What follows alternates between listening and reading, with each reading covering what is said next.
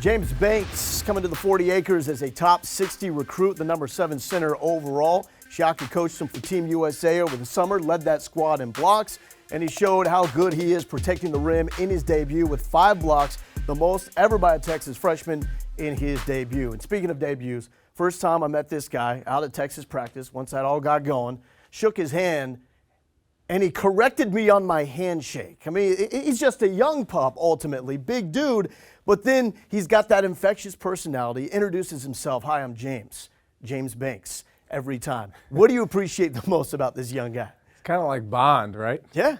Well, first of all, extremely unique kid from the standpoint of a combination of intelligence, charisma, personality, and also a unique just background in terms of where he comes from and his family and those sorts of things. But he's a guy that is getting better and better. Typically with big kids, they take a little bit longer to develop when they get to college just because it's a huge adjustment. For a guy like James, he's only been playing basketball for about 4.5 years. Wow. He's not one of those guys that started at age 5 or 6. Literally, his first year playing was his freshman year. I've seen some videos of him that a family friend of his family showed me, of him his freshman year just shooting layups. And it'd basically be like, me teaching my 5-year-old daughter to shoot layups. I mean, he didn't know what leg to take off or, how to do it. And he's come so far. Coachable. Oh, he's very coachable. He's very coachable. And, put yourself in his shoes for a minute. I can't fit in those shoes. You can't fit in those 18s, but you're playing every day and practicing next to Jared Allen. And so it'd be really, really easy to compare yourself and to look at him. But as we tell guys all the time, you're running your own race. Each guy's running his own race. There are certain things that we all have in common, and particularly as freshmen that you guys have in common in terms of what you're going through. But there's a lot of unique things about your journey as well. And for James, that's especially the case.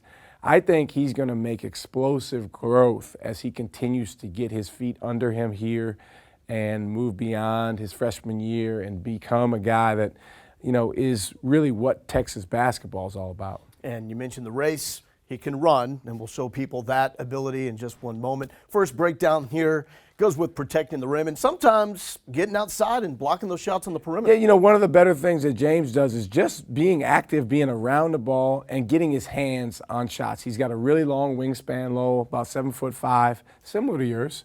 But typically, he's blocking shots around the basket. There you saw one at the 3 line, but just multiple efforts there.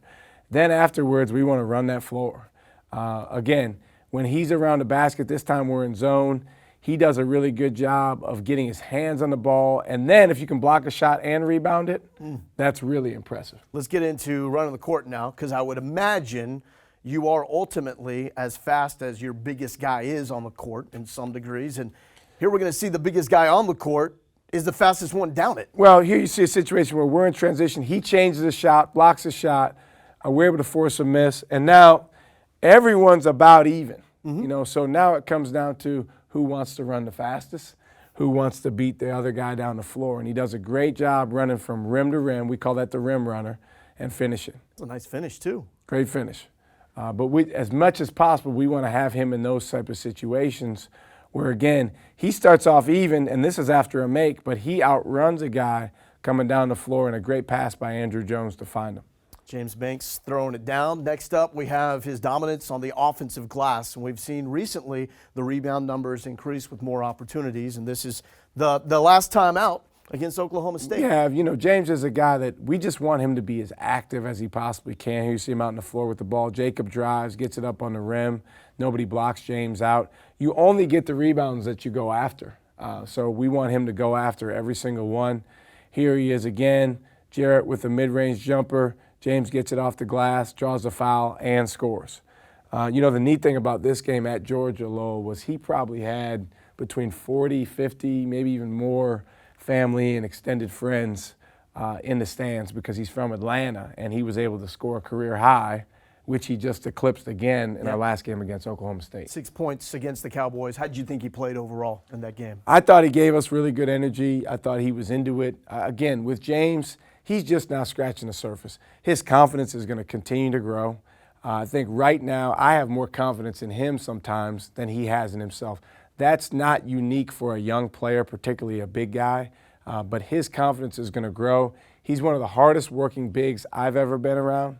He's constantly asking for extra workouts, extra weight workouts. He always wants to do more. So his trajectory, his future is really, really bright. What does it mean to have a guy that carries himself in the way that James carries himself? Because you mentioned the confidence, and from the outside, just looking at him, you would never, ever imagine that the confidence is not through the roof with James Banks. Well, I mean, listen, James just turned 19 years old. I don't know how you were at 19 years old, but I was a long way from having, things figured out in terms of who I was. And But he looks like he has it figured out. Yeah, but Lowell, here's the thing with these guys is you look and you see these big, physical, athletic guys out there, but you got to remember, in his case, he's a teenager. Yeah. And sometimes the physical development comes faster than the mental and emotional development. And we're talking about a very, very bright kid. Mm-hmm. But we're also talking about someone who's 19 years old and still learning how to be the best version of himself on and off the court on a consistent basis. He's got such a great personality. He's got such a way about him. It's just learning that combination of confidence, humility, perspective that, again, at that age, none of us really had figured out. So next step, you would imagine, with Shaq being gone next season, more of Allen and Banks on the court at the same time. How do you think they can play off each other, play together when they're on the court at the same time? Those guys play really well together. First of all, they really get along well. They love to be together in practice. Sometimes Jared or James will come up to me and say, can you put us together today? So when they're in practice, they play really well. Actually, in the games, when they've been together, they've been pretty effective. Now, what it does is it takes the experience that you have in Shaq off the court. Mm-hmm. But, there's been times where we've had all four of our freshmen in together, and they're getting better and better at holding their own. We got one more breakdown to go to. It's finishing. And James Banks showing that he does have that ability to be a guy that you can feed in the post, and have him finish. Well, this is one of those things, Lowell, where James just hasn't gotten his 10,000 hours yet. Yeah. And as he gets more and more of these opportunities, he's going to get better and better. He does have a nice soft touch. He is someone around the basket that can put the ball in the basket in different ways, right hand, left hand. But just to give you an example, that's the type of shot that every big man loves to shoot because that's a high percentage shot. Our guards are going to continue getting better at creating those shots for bigs, and James loves that, obviously, to have the opportunity to finish those off. One more storyline.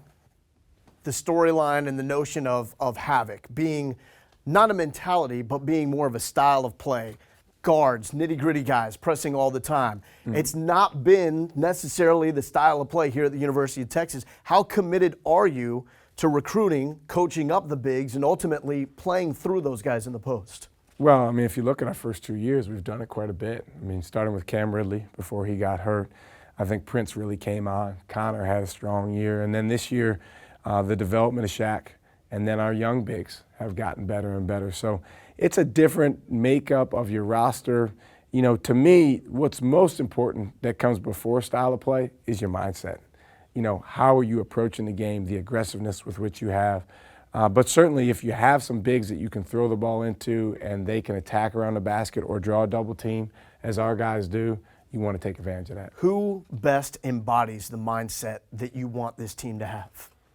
Depends on the day. Unfortunately, Lo, I can't say right now that we have one guy every single day that embodies that, but that's typical of developing programs, developing young teams. I think all of our guys at different times have demonstrated that and shown that. Now it's a matter of getting 5 guys on the floor that are willing to pour into each other at the same time and play for one thing. And ultimately, we saw that one thing achieved last time Texas played Oklahoma. Thrilling finish with Andrew Jones throwing it in to beat the buzzer and to get the win. Unfortunate loss for the Sooners. We'll get into that as they will not be 100% when it comes to manpower in the next matchup against the Horns.